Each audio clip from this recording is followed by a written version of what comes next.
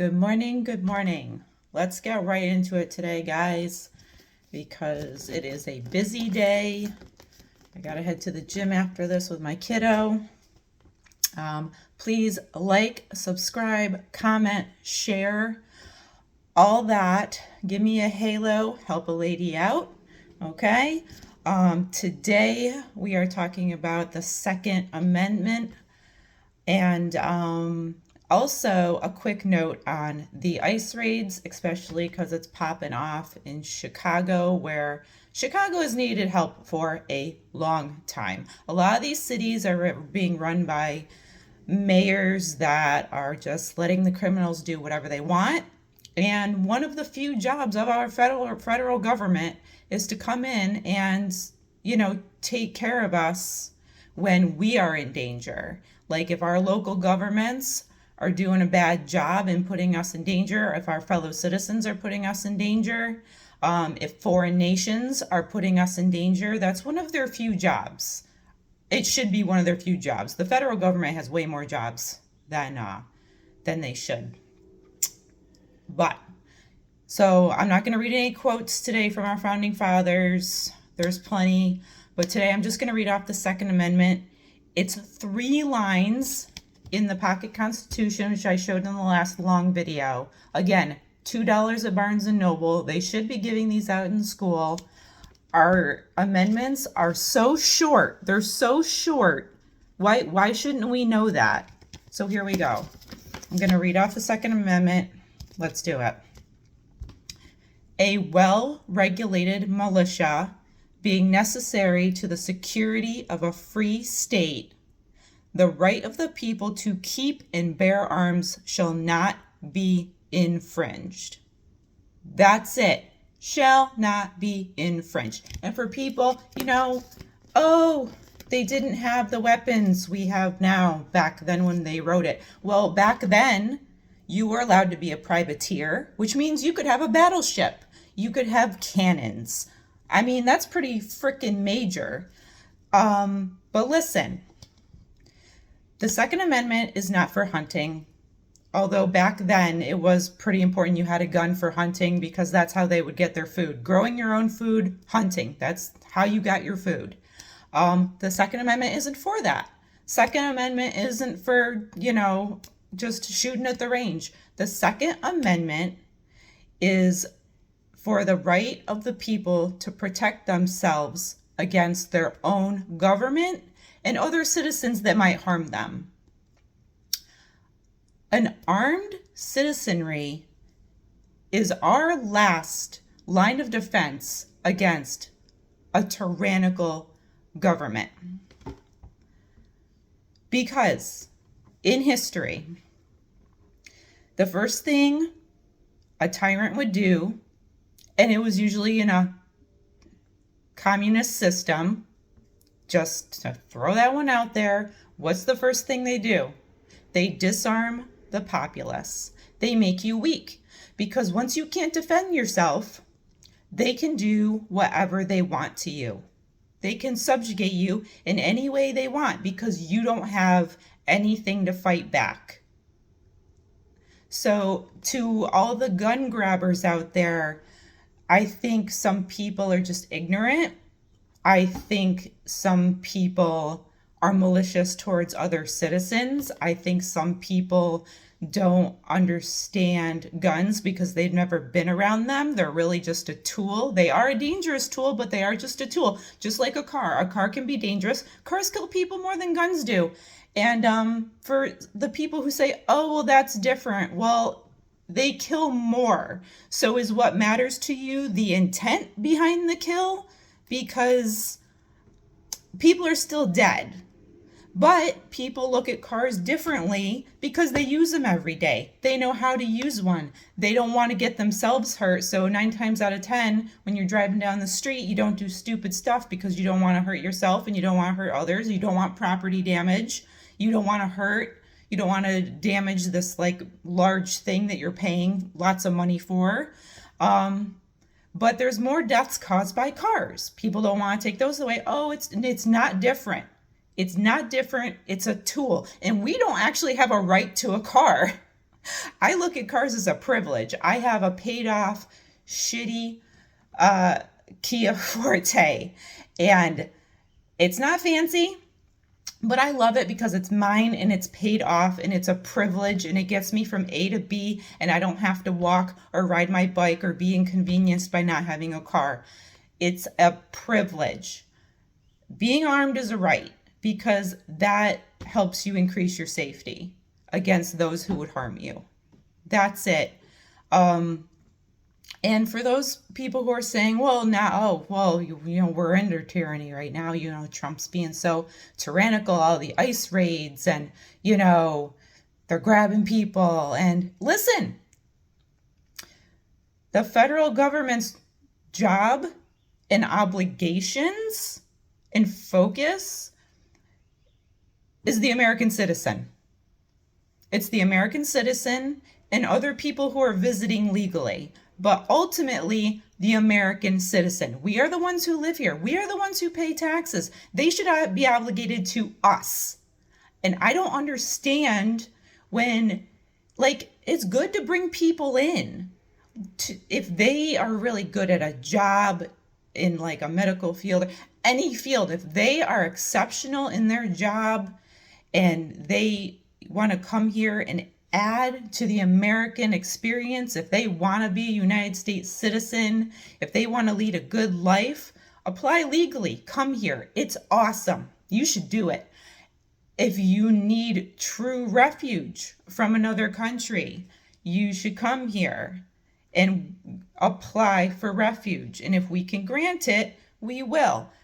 But back to the guns. Listen, I grew up, part of my childhood, my formative years were spent in the country. Let's just put it that way. And I got a BB gun when I was 9 years old. I grew up around hunters. It was explained to me that a gun can be dangerous. You never point it at another person. You make sure the safety is on until you're ready to use it.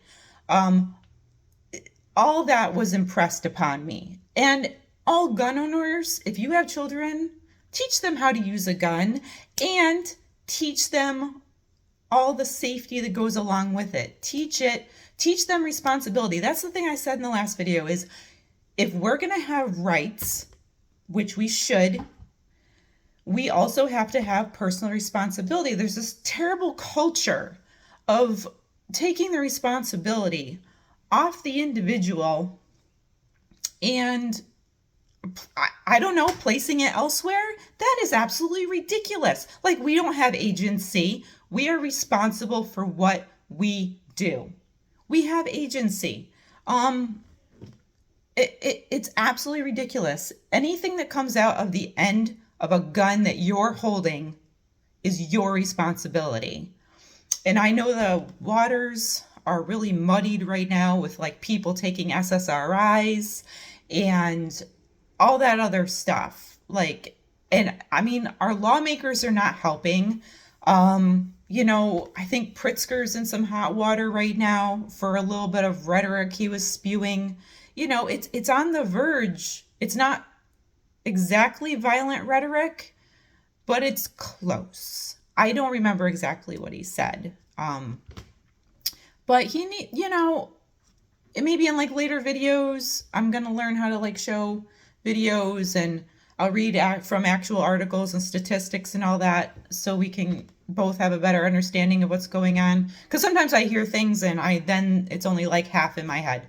But Pritzker was just spewing near violent nonsense. And that inflames people. Well, that doesn't help with the gun situation either. People like to throw around that term assault weapon. Oh my God. Any weapon can be an assault weapon. You can pick up a knife out of your butcher block in your kitchen and start getting stabby with it. It's an assault weapon. Anything that can hurt someone else can be turned into an assault weapon. Give me a break. Or they call them weapons of war. Okay, well, if you're in your home, which is supposed to be the safest place ever, you try to make it into a safe place where you can relax, where you can go away from the world. If someone busts in there, coming in to either take your things, hurt your family, any other reason why they shouldn't be there, you should have the opportunity to defend yourself. You should be able to have a gun. And that's just it. You should be able to have firearms. I do believe in background checks. I think the laws on the books should just be enforced. There's already laws on the books. We don't need to do gun buybacks. Look how that worked for Australia. They were putting people in camps during COVID because they have no guns. They can't defend themselves against their own government. Everywhere to where the government has done a gun buyback or they've just straight up taken your weapons, they can do whatever they want to you. And it's absolutely ridiculous. And listen, we're not living in a tyranny. Trump is sending ICE into these cities because the local magistrates, mayors, lawmakers are not helping. They're not helping. The citizens want to be safe. And to the people that are out there protesting ICE, you are protesting against people who are just carrying out the law. The law. If someone is here illegally and they are tasked with going to get them in small numbers, in large numbers, okay, you are just getting in the way of essentially cops. And they just took a gun from a guy in Chicago because he was at one of those protests, and they were throwing things at ICE, which makes it almost a riot. Once you start getting physical at a protest, it's no longer peaceful. And I think that guy should have had his gun taken away, because you should, again, responsibility. Why do you have it in this environment? Was he brandishing it? I don't know. Maybe they shouldn't have taken it away, but at the very least, they should have been like, hey, dude, get out of here. Like, you can't have that at a protest that's kicking off, because you might, start shooting people. But it's crazy. Again, in other countries to where they've taken the guns away, as soon as they took the guns away in England and the UK, what happened? Knife attacks went up. Then they started banning knives. And then acid attacks went up. And then all other blunt object attacks went up. People who are going to hurt others are always going to find a way to hurt others. Personal responsibility. Punish the criminal. Punish the person that's doing it. And especially if you have rock solid evidence that they're the person that did it, make an example out of them. Put them away for a really long time. I'm not big on the death penalty. I think it should be used very rarely. But if someone's killed a bunch of people, maybe take them out of society forever and make sure they can't come back. You know what I mean? Personal responsibility is so important, especially with the Second Amendment, but we should not be attacking our own Second Amendment rights because other people don't know how to take responsibility and appreciate our rights properly. I'm sorry, most of this was just my opinion. It wasn't super informative with statistics or anything. I will do a better job of that in the future. A lot of this stuff I just say on the fly. My life is so busy that sometimes I just don't have time to go. If I do read statistics, sometimes they don't stick in my head. I should start writing them down.